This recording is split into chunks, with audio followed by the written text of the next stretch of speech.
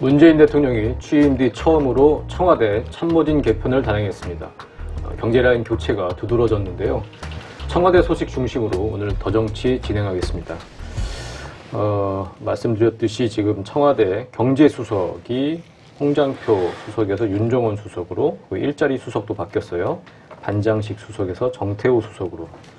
일단은 경제라인 쪽 개편이 이제 눈에 띄는데 좀 어떤 의미가 있을까요? 윤 수석 같은 경우에는 네. 정통 경제관료 출신이죠. 네. 그래서 경제부 관료로 쭉 성장을 하다가 특이한 경력은 IMF나 OECD나 최근까지는 OECD 대사를 지냈고요. 네. 외국 경험이 좀 많다는 거고요. 이분이 신문에 칼럼을 쓴 거나 보면 우리가 보통 알고 있는 정통적인 경제관료와는 약간 결이 다릅니다. 이번에도 보면 포용적 성장을 강조하거든요. 네. 포용적 성장의 핵심은, 저도 경제가 전문은 아니어서 잘 모르지만 우리 소득주도 성장과 비슷한 임금주도 성장, 즉 막 성장만 강조하는 게 아니라 분배 쪽에 오히려 더 강조점을 두는 그런 생각을 갖고 계신 분이어서 네. 문재인 정부가 추진해 온 주요 경제 정책의 큰 기조는 흔들지 않되, 다만 이제 실무 현장에 강하고 실무적인 경험이 있고 이 관료로서의 경험을 접목시키겠다는, 즉 보완적인 의미가 더 강한 걸로 보입니다. 네. 그러니까 홍장표 전임 수석이 네. 이제 이른바 소득주도 성장의 무슨 설계자 이렇게 얘기를 했는데 뭐 그 방향성 자체를 포기한 것 같지는 않고요. 다만 경제수석이라는 게 좀 더 넓은 의미에서 네. 국내외 경제가 이제 연결돼 있으니까 그런 것들을 좀 잘 관리하는 네. 세계 경제 흐름에 밝은 분을 경제수석으로 앉혔다. 좀 더 강화했다. 네. 관리 능력을 강화했다. 뭐 이런 의미가 있다고 합니다. 그다음에 이제 일자리 수석을 교체한 거는 사실은 문재인 정부가 일자리 정부다 이걸 강조했는데 네. 일자리라는 게 어떤 경제와 뭐 복지와 사회 정책 그 모든 것의 결과물로서 일자리가 늘어나는 거지 사실 뭐 경제수석이 열심히 일한다고 일자리가 늘어나는 건 아니거든요. 네. 그런데 새로 된 수석을 잘 봐야 될 겁니다. 이 정태호 일자리 수석은 이 정책 분야에서는 문재인 대통령의 그야말로 그 복심이라고 네. 할 수 있을 정도로 네. 아주 긴밀한 사람이고요. 그동안에 1년 동안 청와대 정책비서관으로서 정태호가 빠지면 일이 돌아가지 않는다 할 정도로 아주 열심히 정책 조율을 했던, 뒤에서 네. 뒤치다거리를 많이 했죠. 이런 사람을 이제 일자리 수석으로 앉혀서 정부의 모든 정책적인 툴, 어떤 수단들을 일자리 증가 쪽으로 맞추겠다, 이런 문재인 대통령의 나름대로 승부수다. 네. 이렇게 평가하는 게 맞을 겁니다. 두 분의 학자 출신 수석이 물러가고 한 자리에는 관료, 한 자리에는 정치인, 이렇게 앉힌 거죠. 이번 인사의 핵심 키워드가 뭐냐라고 청와대 쪽에 물어보면 성과, 네. 속도, 체감, 요 세 가지를 얘기합니다. 즉 국민들이 체감할 수 있는 속도감 있는 성과를 낼 수 있는 선수들을 전면 배치한 거다. 이런 의미가 있다고 볼 수 있습니다. 뭐 어쨌든 좀 문책성이 있는 거는 네. 뭐 맞는 것 같습니다. 네. 그걸 부정할 수는 없어요. 네. 왜냐하면 뭐 일이 잘 돌아가는 사람을 바꿀 리가 없죠. 근데 네. 교체했다는 것은 이제 지난번 팀이 일을 좀 잘못했다 이런 문책의 의미가 있는 거고요. 지방선거 이후에 청와대에서 회의할 때 문재인 대통령이 우린 좀 더 유능해져야 된다 이런 얘기를 했는데 이걸 이제 민주당 사람들은 청와대 참모들에 대한 질책인 것 같다 이렇게 네. 해석을 했는데 네. 그게 아마 맞았던 모양입니다. 네. 이번에 몇 사람 바꾼 걸 보니까 좀 더 유능한 사람들로 바꾼 의미가 있는 것 아닌가. 2년 차에 접어들면서 더 이상 새로 처음 해보는 일이라 낯설어서 이런 핑계는 통하지 않는다는 거였죠. 그러니까 너무 지금 일찍 관료를 들인 게 아니냐, 네. 경제수석으로 네. 그런 지적들도 있더라고요. 예, 그런 지적도 있습니다. 근데 일단 방금 말씀하신 대로 유능한 정부로서 속도감 있는 성과를 내야 하는 그런 좀 조급함 같은 것도 느껴지긴 합니다. 처음에 청와대 식구들을 세팅을 할 때 네. 그때 고민이 있었다고 합니다.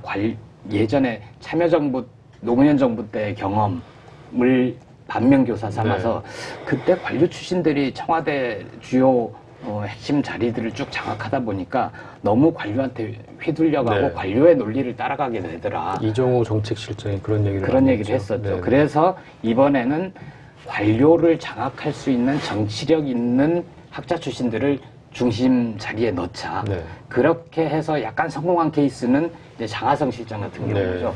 학자이면서도 실물 경제에 밝기도 하고 또 꽤 정치적이어서 관료들을 이렇게 쥐었다 놨다 하는데 단 한 명 갈등이 계속 나오고 있는 분은 있죠. 김동연 네. 경제부총리하고는 관계가 안 좋다는 거를 청와대 내에서도 이제 부인하지 않습니다. 그런 게 없다.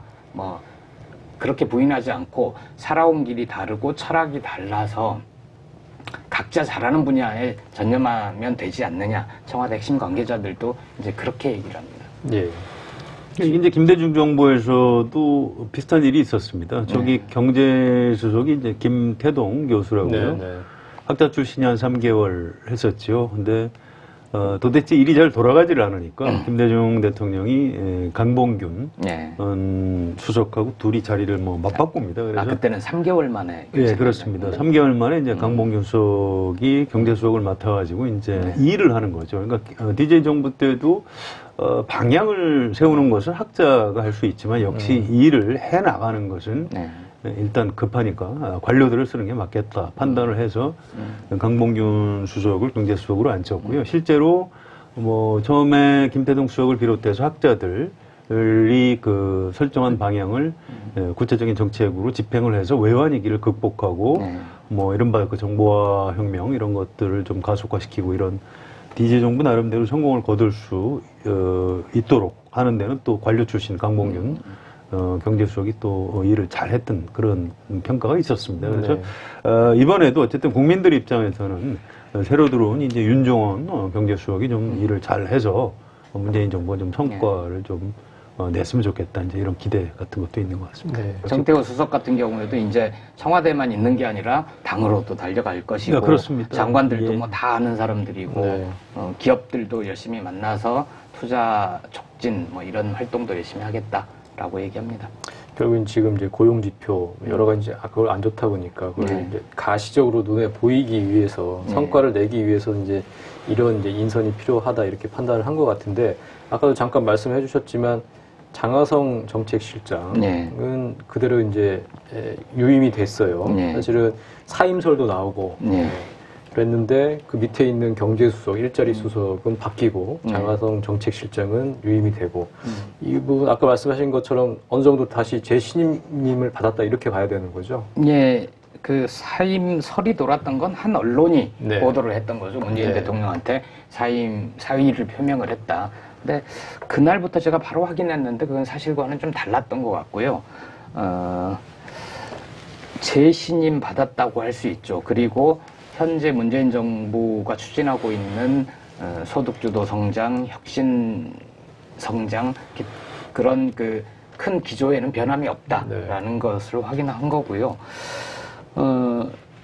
이제 장하성 실장과 김동연 부총리 간의 호흡이 맞지 않는 건 분명히 있거든요. 저는 아무래도 그 기재부 쪽보다는 청와대 쪽 얘기를 많이 듣다 보니까 그걸 좀 감안하고 들어주시면 그런 얘기를 하는 분이 많습니다. 김동연 부총리는 정말 정통 경제관료 출신으로 이전 정부에서 쭉 있어왔던 그 관료들이 흔히 중시하는 성장을 중시를 하고 그리고 일자리를 만드는데 뭐 하는데 이렇게 정부의 돈을 쓰면 안 된다. 주로 정통적인 시각이 좀 강하고 장하성 실장 같은 경우에는 그게 맞다고 하더라도 지금 당장 사람들이 어려워서 살기 힘든데 그럴 때 나라 돈 쓰라고 있는 거 아니냐. 지금은 뭐든지 이 활력을 불어넣어 줄 수 있고 저소득층의 소득을 높여주기 위해서 뭘 해야 된다. 그래서 이제 둘이 이렇게 상의를 하면 주로 정책을 만들고 집행하는 단위는 어쨌든 정부 아닙니까? 그쪽에 뭘 안을 만들어라. 또 집행 실적을 보고하라. 하면은 이 진도가 나가는 게 없다는 거예요. 그래서 심지어는 그런 얘기까지 나옵니다. 이 관료 출신으로서 그런 생각을 갖는 거 존중한다. 그런데 이 정부가 추진하고 있는 주요 경제 정책 기조와 다르면 자기가 생각을 바꾸거나 아니면 맞지 않다고 생각하면 물러나거나 그래야 되는데 자기의 생각대로 이 정부를 끌고 가려고 하는 무리한 측면이 보인다. 네. 이런 평가를 하는 사람들도 있었습니다. 예. 그러니까 장하성 실장 유임 자체가 굉장히 중요한 메시지라고 봅니다. 네. 전 문재인 대통령이 고집이 굉장히 센 사람입니다. 쉽게 바꿀 것 같지 않고요. 오늘 방송 때문에 이제 문재인의 운명 책을 좀 다시 찾아봤는데요. 거기 보면 이제 그런 얘기가 나옵니다. 노무현 정부 때 이제 우리가 왜 실패했느냐 이런 걸 회고하는 대목인데요. 작은 정부가 선이고 큰 정부는 악이라고 생각하는 보수적인 이데올로기 네. 현실 속에서 우리가 여러 가지 그 장벽 같은 걸 겪었다 이런 얘기를 하죠. 그래서 이런 그 같은 실수를 반복하지 않겠다 이렇게 생각하는 거죠. 그래서 어떤 개혁 정책의 방향 자체를 바꿀 가능성은 없는 거고요. 그래서 장하성 실장을 위임시켰다고 보셔야 될 겁니다. 저는 이른바 그 정통 관료들에 대해서 뭐 여러 가지 뭐 긍정적인 역할 평가할 수도 있습니다만 약간 어떤 관료들의 타락이라고 할까요? 집단적 타락 그런 현상이 좀 있다고 봅니다. 과거에 박정희 시절에는 정치 권력이 훨씬 강했기 때문에 관료들이 뭐 박정희 때 재벌이라는 게 뭐 별로 변변치 않기도 했겠습니다만 관료들이 굉장히 셌어요. 해외 차관 빌려다가 저 대기업 재벌들한테 이렇게 특혜융자 네. 해주고 이제 그걸 기반으로 이제 재벌들이 이제 힘을 키운 거고요. 그래서 이제 오히려 좀 박정희 정부의 경제 정책은 약간 사회주의에 가까운 것 아니냐, 뭐 국가 독점 네. 자본주의 이런 표현도 씁니다만 그런 평가가 있을 정도로 강했는데 재벌들의 힘이 90년대에 들어서 정치 권력보다 더 강해집니다. 이건희 회장이 뭐 기업은 이류고 정치는 사류다 이런 표현을 할 정도로 이제 관계가 역전되죠. 거기서 관료들이 국민 전체를 위해서 국가를 위해서 뭔가 사고를 하고 일을 하고 이렇게 해야 되는데 그렇게 하지 않고 철저하게 한국 사회 그 기득권 집단 편의 이익에 이제 봉사를 하게 되고요. 그래서 성장 우선론을 펴는 거고 뭐 재벌들 규제를 안 하면 재벌들이 알아서 경제 성장도 재벌들이 끌고 나가고 일자리도 알아서 만든다. 또 이른바 뭐 낙수 효과 뭐 이런 얘기들을 하는데 이건 미국에서 이제 계량 경제학을 공부하는 사람들이 무조건 정부는 아무것도 안 해야 된다. 이제 이런 철학하에서 그런 얘기를 하는 건데요. 이 현실적으로 완전 시장 경제라는 건 존재하지도 않고요. 그렇게 하면 양극화가 심화돼서 공동체 자체가 붕괴가 됩니다. 지금 이분들한테 좀 반성이 필요한 거고요. 근데 문재인 대통령이 좀 더 효율적으로 이 사람들한테 문재인 정부의 경제 철학을 관철시킬 수 있는 좀 뭐 강력한 어떤 동기부여 같은 게 좀 더 필요한데 좀 아무튼 좀 개인적으로 좀 그 이른바 정통 관료들의 그런 과거의 기득권 세력의 앞잡이 비슷한 역할에 그치고 있는 것에 대해서 좀 반성이 필요한 것 아니냐 이런 생각을 하고 있습니다. 네. 그래서 지금 장하성 실장 유임을 통해서 정부의 역할, 이 정부의 철학이 그대로 유지가 된다는 사인을 문재인 대통령이 준 것 같고요. 장하성 실장과 김동연 부총리 간의 근데 그 갈등은 여전히 그 갈등각은 유지가 될 것 같고, 그러면 윤종원 수석이 그 중간에서 좀 역할을 좀 할 수 있는 건가요? 어떻게 보세요? 저도 자세히는 모르지만 두 분이 행시로 기수가 한 기수 선후배 사이라고 하는데 그쪽에서 이렇게 쭉 경력을 보니까 서로 갈래는 다르더라고요. 두 분이 아주 친밀한 관계거나 그런 건 아닌 것 같고요. 중간에서 역할을 하기는 할 겁니다. 이 장하성 실장과 김동연 부총리가 이렇게 부딪히면 그 사이에서 경제수석이 양쪽을 중재하는 역할을 하거나 아니면 타협점을 찾거나, 지금은 근데 거의 어떻게 굳어져 있냐면 혁신성장, 규제혁신 이 부분은 김동연 부총리 중심으로 끌고 가라. 네. 소득주도 성장, 이쪽 일자리 이거는 청와대가 주요 방향을 끌고 가겠다. 그리고 이번 인사에서 특징이 장하성의 실장의 재신임에서 보여지듯이 말 듣도록 정부를 장악하고 가라. 네. 뭐 이런 메시지도 있는 거거든요. 근데 이제 이 부분에서 우리가 좀 잘 봐야 되는 게요. 이번에 인사를 하고 나니까 이른바 좀 보수 성향이라고 하는 이제 좀 기득권 세력에서 뭐 이제 기고만장이에요. 뭐 드디어 이제 잘못을 인정하기 시작했다. 이 기회에 딴 거 다 하지 말라는 겁니다. 네. 공무원 일자리 늘리기 그런 거 하면 안 되고, 최저임금 인상도 잘못된 거고, 노동시간 축소도 뭐 안 되고, 문재인 케어 이런 거 하면 안 된다. 이제 이런 식으로. 문재인 케어까지. 그것까지 이제 어떤 신문에서 사설을 썼더라고요. 그러니까 이제 기득권 세력 입장에서는 문재인 정부가 하는 일 자체 하나하나가 다 못마땅한 겁니다. 그러니까 이 기회에 장하성도 바꾸고 네. 아무것도 하지 마라 이런 얘기인데 이런 좀 말도 안 되는 요구를 문재인 대통령이 받아들일 가능성은 저는 없다고 보고요. 네. 오히려 저는 윤종우 수석을 통해서 문재인 대통령의 경제 철학 또 장하성 실장으로 상징되는 어떤 과거의 기득권 세력을 좀 무너뜨리고 혁신 경제, 혁신 성장 또 공정한 경쟁을 이렇게 같이 그러니까 세 가지를 다 같이 하는 거죠. 그걸 삼위일체라고도 하고 여러 가지 표현이 있는데요. 아무튼 소득주도 성장뿐만 아니고 이 정부의 경제 철학인 혁신 성장 또 공정한 경쟁 이런 것들로 해서 결과적으로 이제 일자리를 많이 만들자입니다만 성장과 분배라는 이제 두 마리 토끼를 동시에 잡고 국민들이 좀 행복한 그런 세상을 같이 만들어 나가자. 이런 쪽의 정책 방향을 윤종훈 수석을 통해서 좀 더 강화시키지 않을까. 네. 좀 그렇게 예상이 됩니다. 네. 어제 청와대에서 예정됐던 그 규제혁신회의 네. 갑자기 이제 연기가 됐습니다. 네. 대통령이 부총리한테 사전 보고를 받고 이거 좀 너무 부족하다, 답답하다 네. 이제 보완을 지시했다고 하고요. 경제 라인에 이제 불만이 많은 것 같고, 예. 그래서 개각의 폭이 확대될 수 있다, 뭐 이런 얘기들도 지금 나오고 있는 상황인 거죠. 제가 지난주에 취재했을 때까지만 해도 미니 개각이 네, 될 네. 거다. 네. 즉 지금 자리 비어 있는 농림부 장관 자리를 채우고 그리고 혹시나 지금 정부에 들어와 있는 분들 중에 민주당의 차기 지도체제 지도부 구성 관련해서 당으로 돌아갈 분이 있으면 그런 자리 해서 많아야 두세 자리일 것이다라는 관측이 많았는데 최근에 그 당정청 회의가 좀 있었나 봐요. 네, 네. 그 자리에서 당에서 현재 장관들 중 일부를 몹시 심하게 네. 질책을 했다는 네, 네. 얘기가 있었고요. 고용노동부 장관 네. 예, 질책을 좀 했죠. 네.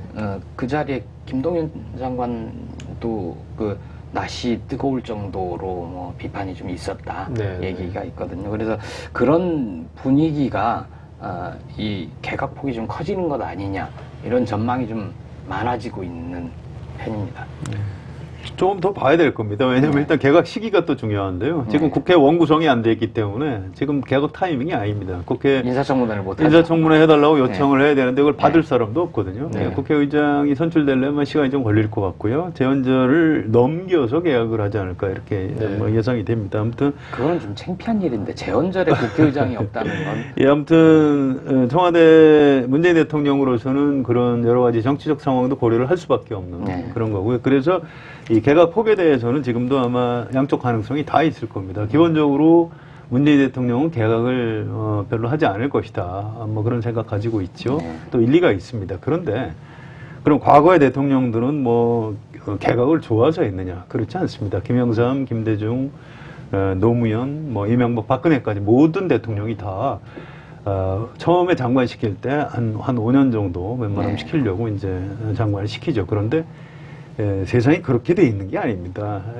이게 실제로 일을 못하는 장관도 있고요.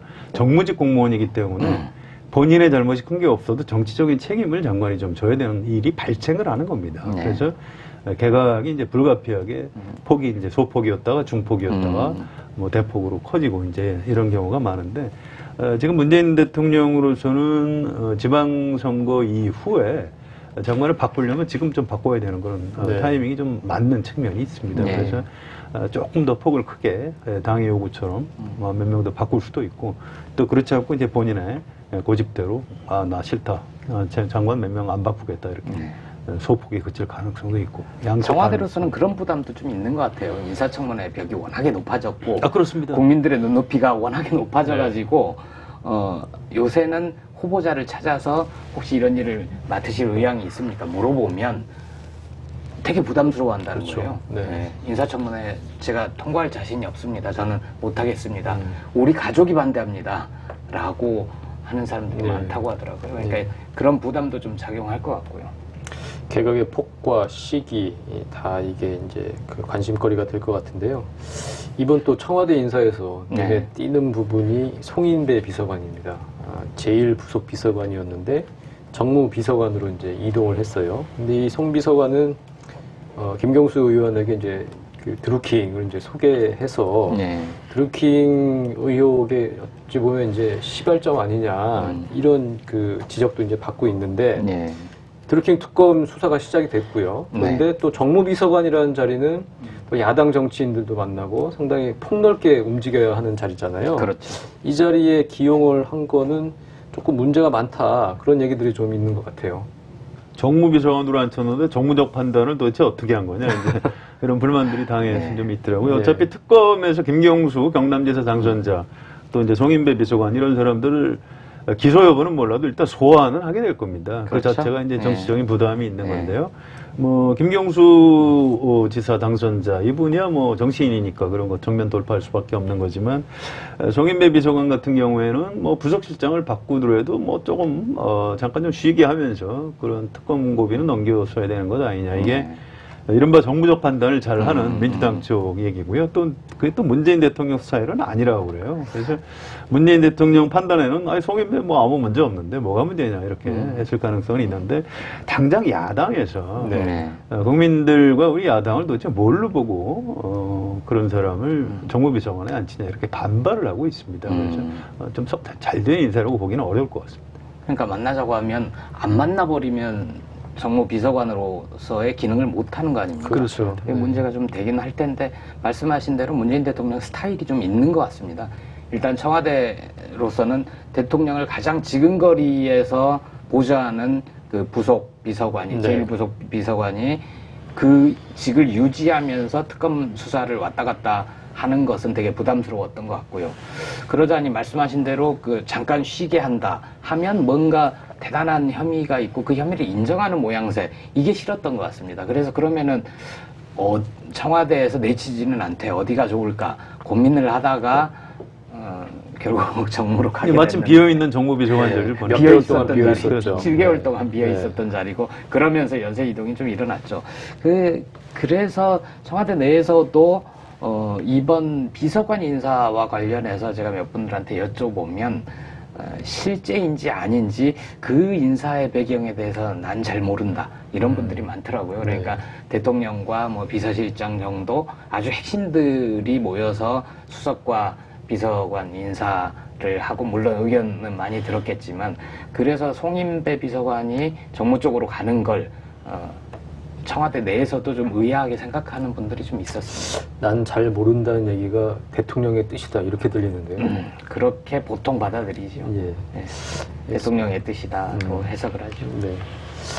그리고 또 지난 그 18일 지방선거 이후에 처음으로 청와대 수석 보좌관 회의가 이제 소집이 됐는데 이게 이제 언론 보도로 알려졌습니다. 한 수석 비서관이 이번에 당선된 문돌이라는 이제 표현을 썼다는 거예요.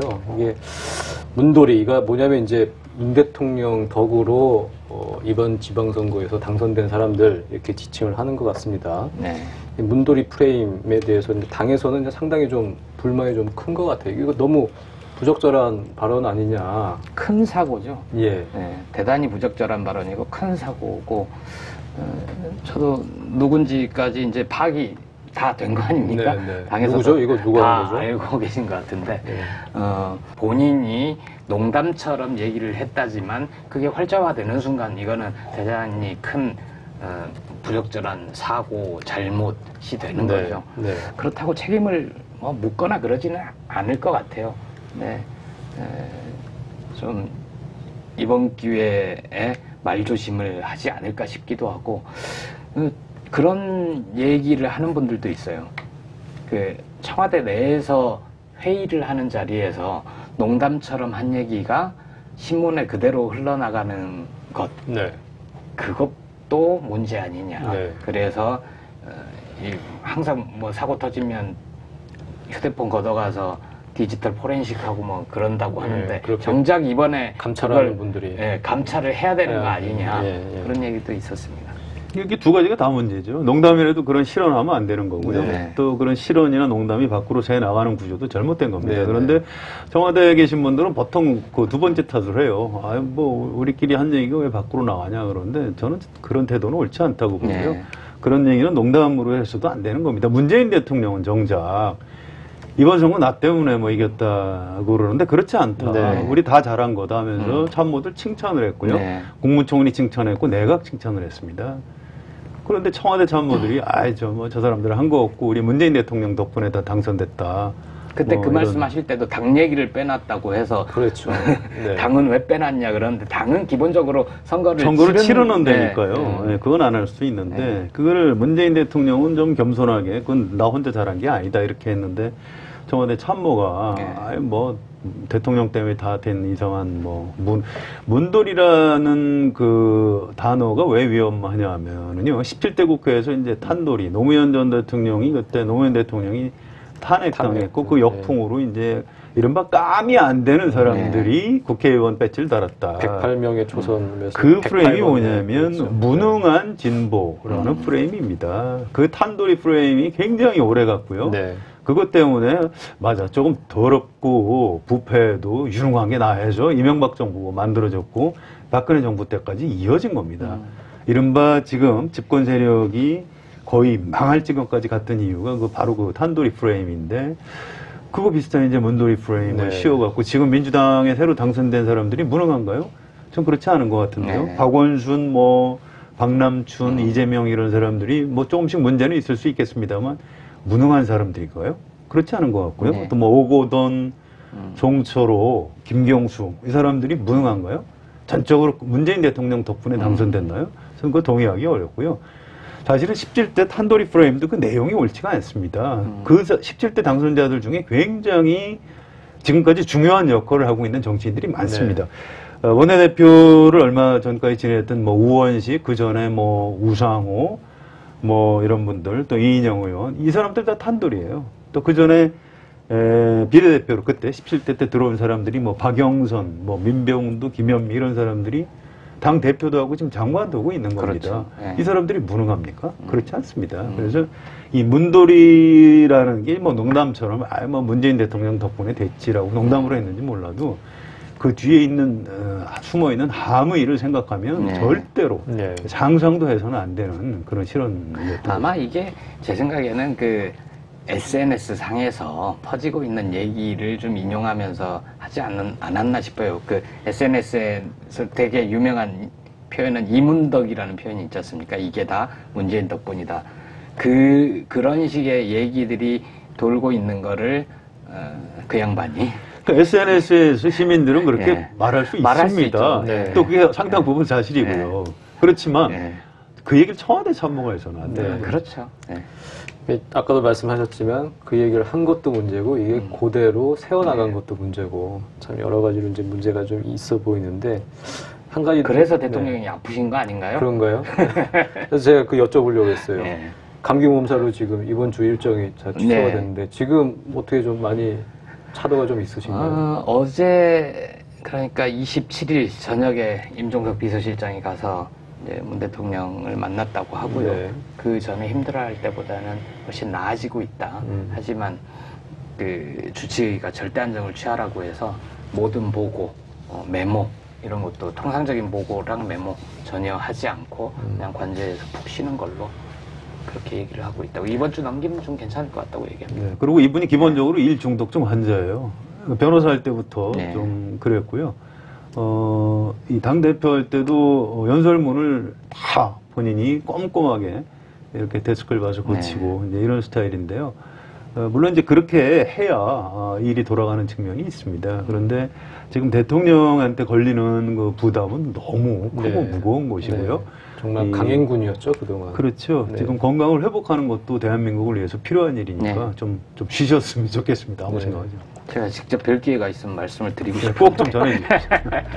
대통령도 진짜 지금 워라벨이 필요한 상황이 아닌가 싶습니다. 아까도 이제 잠깐 얘기를 했지만 그 문 대통령은 지방선거 뒤 소집한 첫 수석 보좌관 회의에서 우리가 받은 높은 지지는 굉장히 두렵다. 등골이 서늘해지는 정도의 두려움이다. 지지에 충족하지 못하면 기대는 금세 실망으로 바뀔 수 있다. 이렇게 말했습니다. 자만하지 말고 실력을 발휘하자는 얘기인데요. 그런데 그 문돌이 발언은 이 대통령의 이 뜻과는 많이 어긋나는 것 같습니다. 우쭐대거나 자만하지 않았으면 좋겠습니다. 더 정치 오늘은 여기까지입니다. 감사합니다.